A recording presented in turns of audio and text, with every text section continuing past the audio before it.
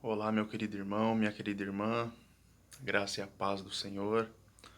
Espero que vocês estejam bem, espero encontrá-los bem neste período, que o Senhor esteja cuidando, guardando, preservando a vida de cada um de vocês.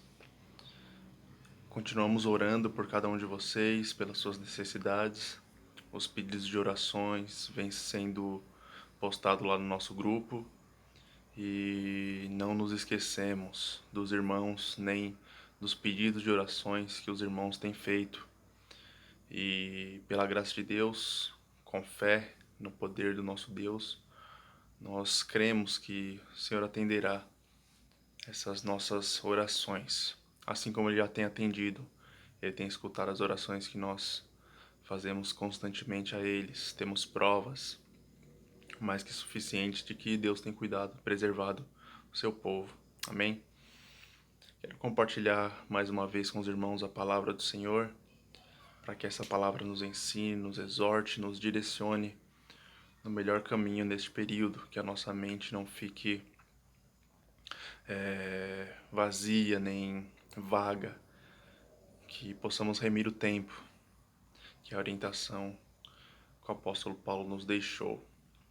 Então vamos lá, Evangelho de Lucas, capítulo 5, vamos fazer a leitura dos versículos 1 a 6.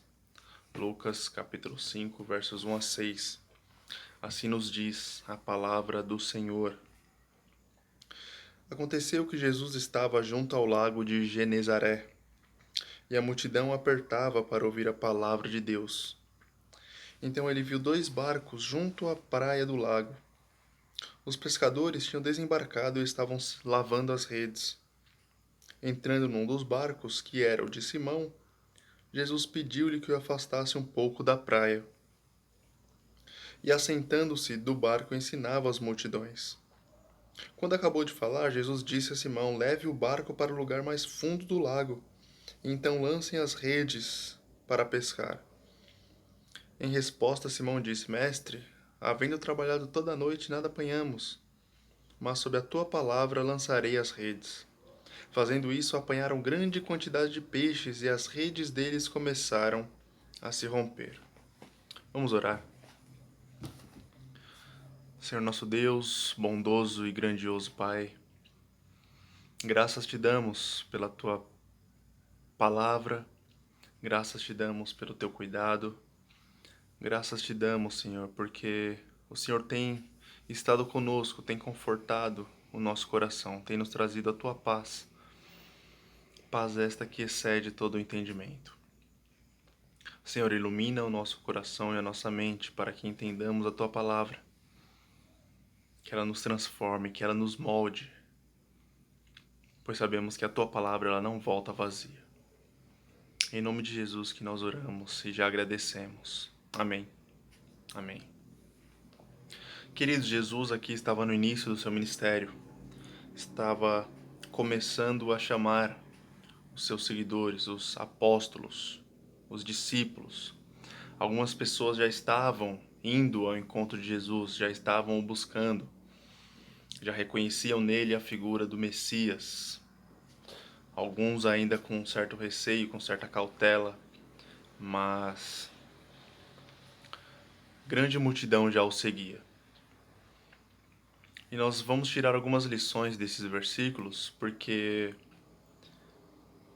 eles nos ensinam como nós podemos ter uma vida frutífera, como nós podemos ver no exemplo de Pedro, não só aqui nessa passagem, mas durante o restante de toda a Escritura, como Cristo agiu na vida de Pedro, o transformou, o moldou e como ele foi útil para Cristo. Como a vida de Pedro foi útil, como Cristo fez com Pedro, o que Cristo fez com Pedro para que a sua vida fosse frutífera, fosse uma vida abençoadora. Então vamos ver aqui 5 pontos, 5 lições que nós podemos tirar desse texto. Primeiro, vimos que Cristo tem autoridade sobre as nossas vidas. Deus ele sempre tem algo para cada um de nós. Nós fomos chamados graciosamente por Deus para participarmos da sua obra no mundo. Deus, em sua graça, chama cada um de nós, cada um dos seus filhos, para ser participantes da obra de Deus, da obra que Deus tem feito no mundo. Nós somos esses vasos de barro que contêm um precioso tesouro, um tesouro de valor infinito habitando nele. E é pela graça de Deus que o seu Espírito habita em nós e nos capacita para que vivamos uma vida frutífera. Então, sendo esses vasos de barro, sendo esse elemento de um material frágil, mas que contém um tesouro precioso, fica claro aqui que Deus em Cristo tem autoridade sobre a nossa vida. Vemos essa lição nos versículos que nós lemos aí de Lucas capítulo 5. Pedro, ele era um pescador experiente. Pedro possuía aí anos e anos no ofício de pescador. Ele sabia qual era o momento propício e qual era o momento que deveria evitar o mar. Ele sabia quais técnicas ele poderia usar para conseguir pegar a maior quantidade de peixes. Pedro, provavelmente desde a sua infância, estava ali tentando pegar peixes. Ele tinha uma sociedade de pescadores que o ajudavam nessa tarefa. Porém, segundo o relato de Lucas diz, eles trabalharam a noite toda e o resultado foi nada. Nada de peixes.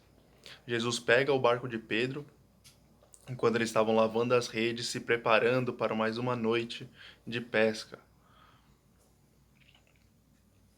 Jesus dá uma ordem a Pedro: Pedro, lança de novo seu barco no mar. Lança de novo seu barco e vai para o lugar mais fundo, que ali você vai encontrar os peixes. Pedro poderia pensar: é loucura fazer isso. Como é que eu vou sair nesse horário com um monte de gente aqui, com esse barulho, os peixes não vão estar disponíveis aqui para me pescar. Pedro sabia, ele era experiente, ele sabia que o melhor horário para se pescar era à noite, quando o mar estava calmo, quando os peixes estavam mais próximos ali da superfície. Aí surge a pergunta: será que aquele que fez o mar não tem autoridade sobre ele? Será que aquele que criou os animais que vivem no mar não tem autoridade sobre eles? Então loucura mesmo seria não seguir a sua voz. Cristo, então, ele tem autoridade sobre tudo e sobre nossas vidas. Pedro estava prestes a presenciar o primeiro de muitos milagres que ele presenciaria, que ele testemunharia para falar posteriormente do nome de Cristo.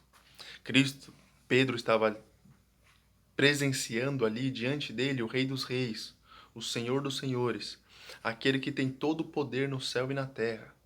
Estava no barco juntamente com Pedro. E Pedro estava prestes a ver a autoridade de Jesus, não só sobre sua vida, mas sobre todo o universo. E aí vem a pergunta: e você, meu querido irmão, minha querida irmã, você tem se submetido a essa vontade de Deus? Você tem percebido que o Senhor possui toda a autoridade na sua vida? Você tem obedecido e se submetido à autoridade de Cristo, naquilo que Cristo tem ordenado na sua palavra? Pensemos. Segundo ponto, Cristo exige humildade dos seus discípulos. Cristo exige que a humildade esteja presente. Isso está completamente ligado ao primeiro ponto que nós vimos. Se Ele é o Senhor de todas as coisas, se Ele é o Criador dos céus e da terra, se Ele é aquele que com sabedoria fundou os céus e a terra, é claro que o que Ele exige das pessoas que o seguem é a humildade, é a submissão. Pedro não poderia ir por outro caminho senão, ouvindo a voz de Cristo, obedecê-lo. Pedro não poderia fazer outra coisa que não obedecer à voz de Cristo. Como nós falamos, Pedro era um pescador experiente. Pedro poderia ter passado toda a sua infância e crescido ali com essa função, com esse ofício de pescador. Pedro morava em Cafarnaum, que era uma cidade que ficava próxima ao Mar da Galileia, ficava a noroeste do Mar da Galileia. E ele constantemente pescava ali. Pedro conhecia aquele mar da Galileia como ninguém. Pedro conhecia o lago de Genezaré como ninguém. Sabia o que era necessário, o que precisava para se pescar a quantidade de peixes que ele precisava para posteriormente vendê-los. Porém, quando Jesus ordena para que Pedro se lance novamente ao mar, embora Pedro explique a situação, embora Pedro tenha explicado, ó Senhor, tentamos a noite toda pescar peixes e nada conseguimos, mas sobre a sua palavra eu lançarei as redes. Sobre a sua palavra eu lançarei as redes novamente.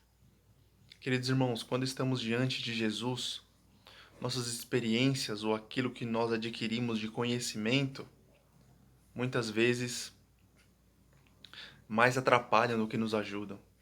Quando estamos diante do Senhor e do Rei dos Reis, aquilo que nós adquirimos como conhecimento, como capacidade própria, muitas vezes mais nos atrapalha do que nos faz enxergar Cristo em nossa frente.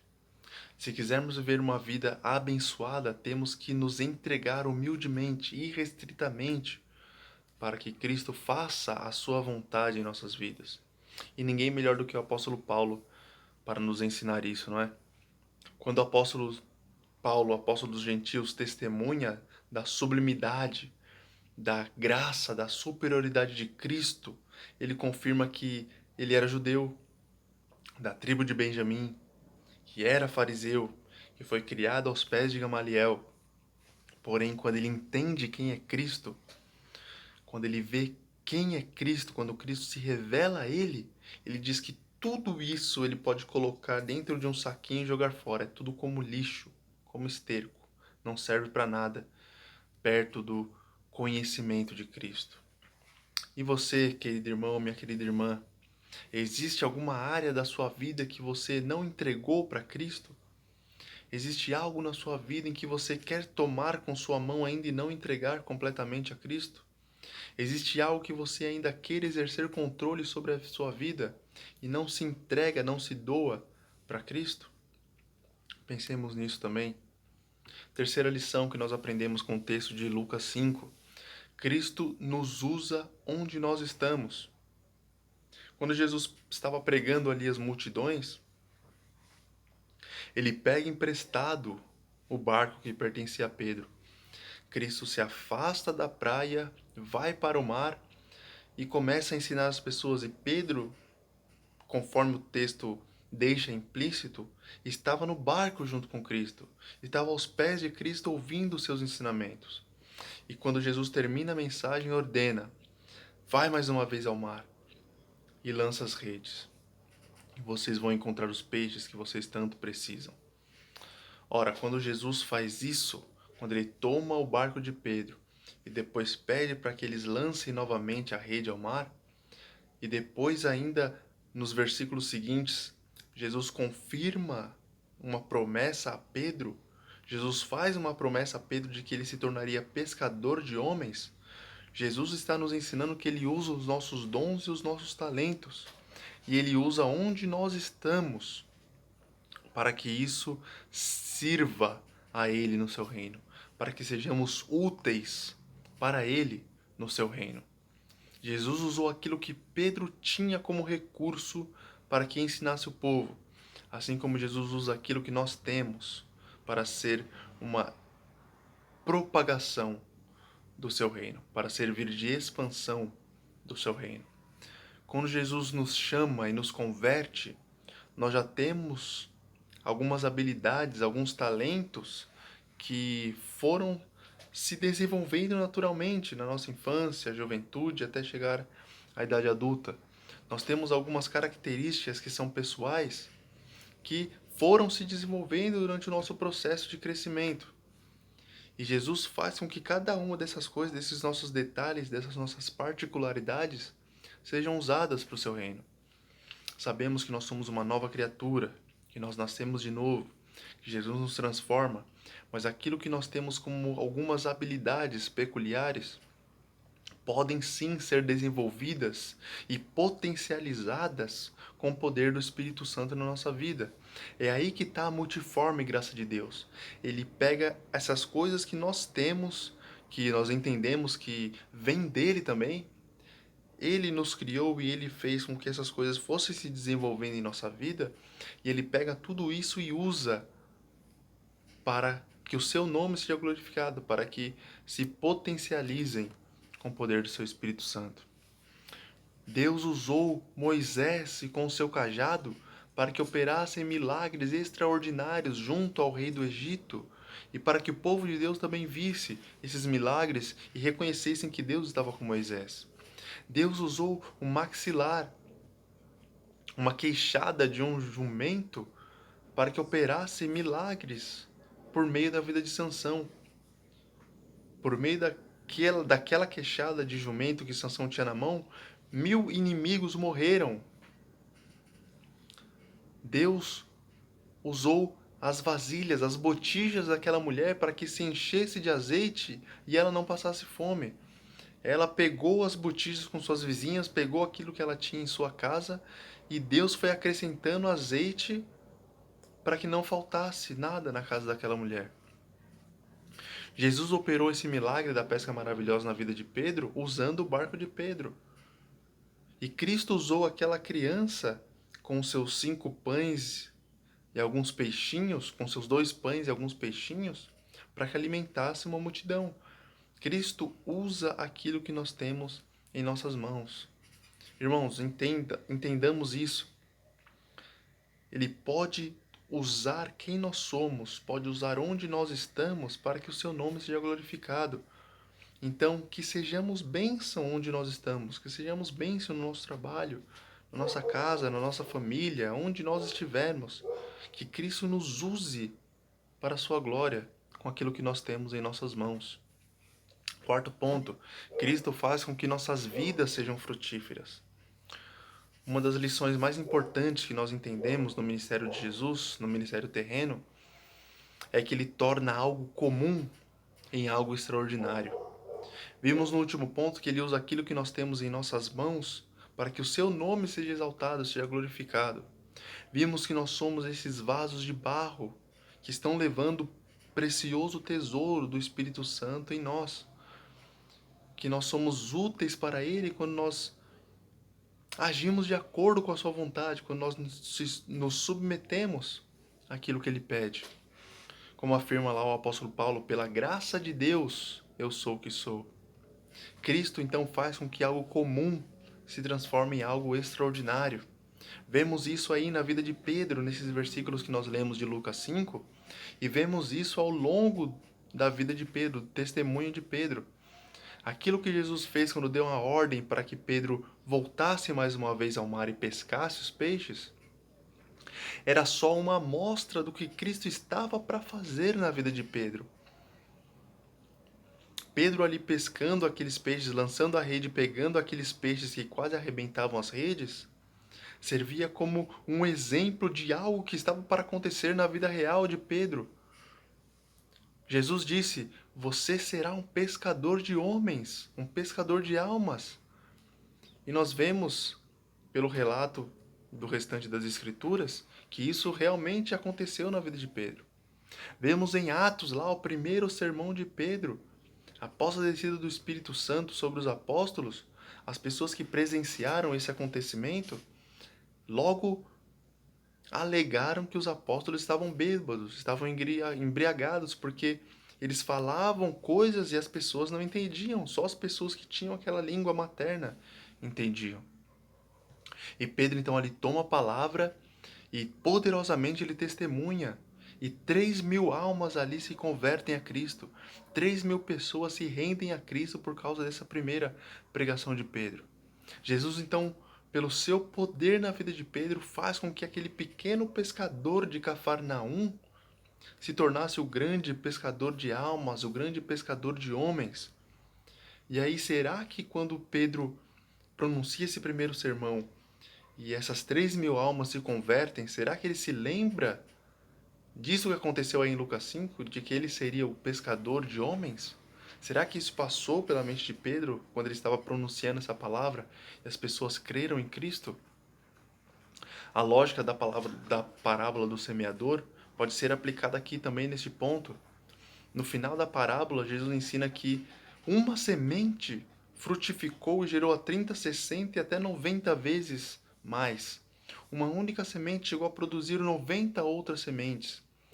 Jesus faz com que algo comum se transforme em algo extraordinário. Ele pega a vida de Pedro, molda a vida de Pedro, transforma a vida de Pedro, seu caráter, e faz com que uma única pessoa, testemunhando do poder de Cristo na sua vida, levasse 3.000 e outras mais para o reino de Deus. Só que para isso nós precisamos estar em Cristo, alicerçados, arraigados, enxertados nele como um galho está numa árvore, recebendo a sua seiva, recebendo aquilo que continua lhe dando vida.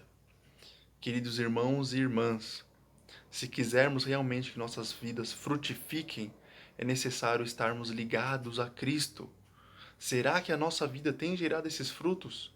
Será que Deus tem feito algo extraordinário em nossa vida, pegado a nossa vida comum e transformado em algo extraordinário? Quinto e último ponto. Cristo sempre nos direciona para o caminho certo. Quando Cristo nos chama para sermos participantes da sua obra, quando Deus nos chama para que participemos da obra que Ele está fazendo no mundo, nós entendemos que existe um lado negativo e um lado positivo. O lado negativo é que nós passamos a entender que estávamos seguindo por um caminho que nos levava cada vez mais longe de Deus.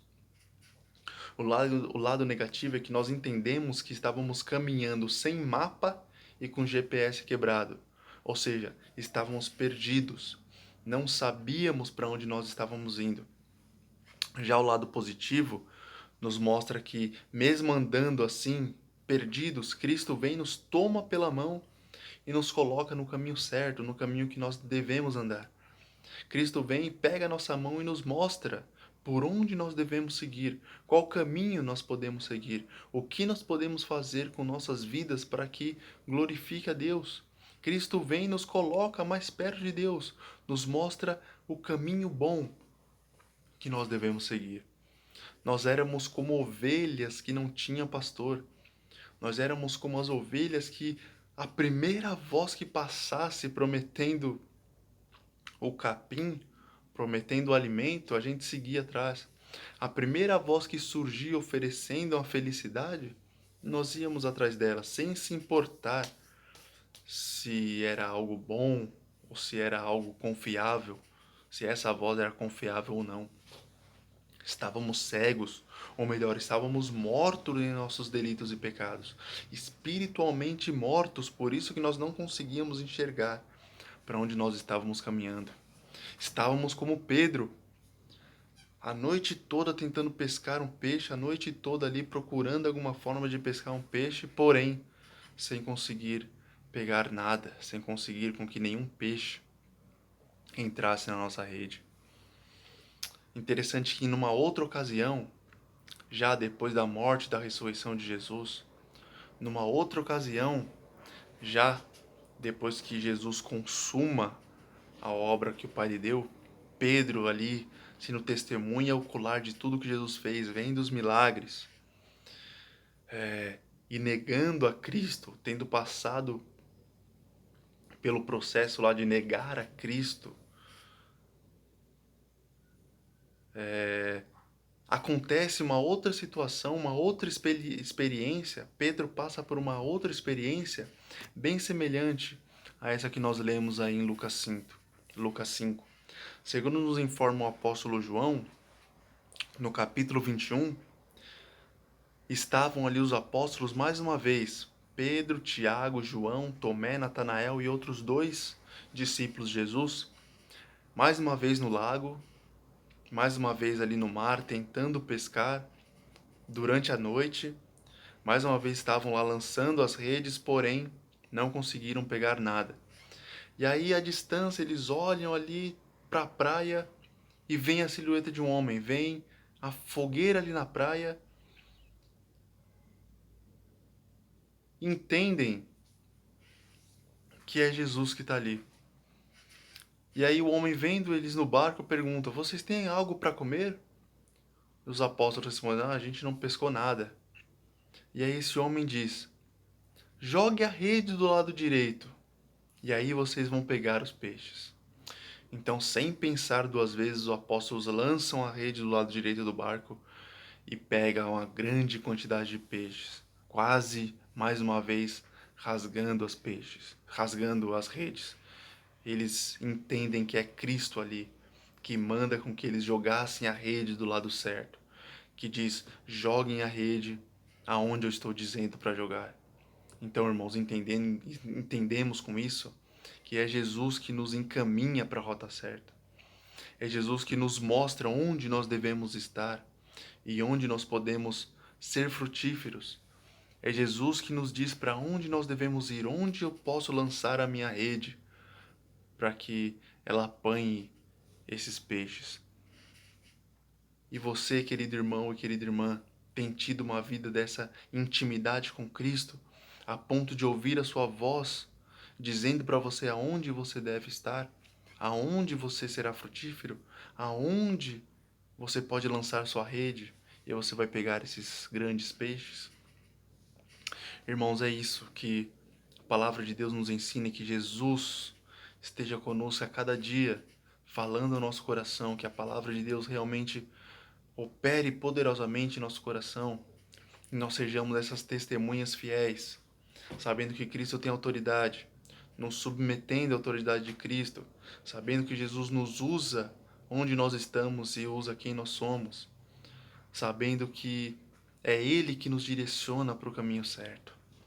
Que o Senhor tome conta da sua vida, que o Senhor opere poderosamente em sua vida e através de sua vida, que Ele faça com que a nossa vida dê muitos frutos, que sejamos frutíferos, estando sempre ligados nessa videira verdadeira. Que Deus te abençoe, querido irmão, querida irmã.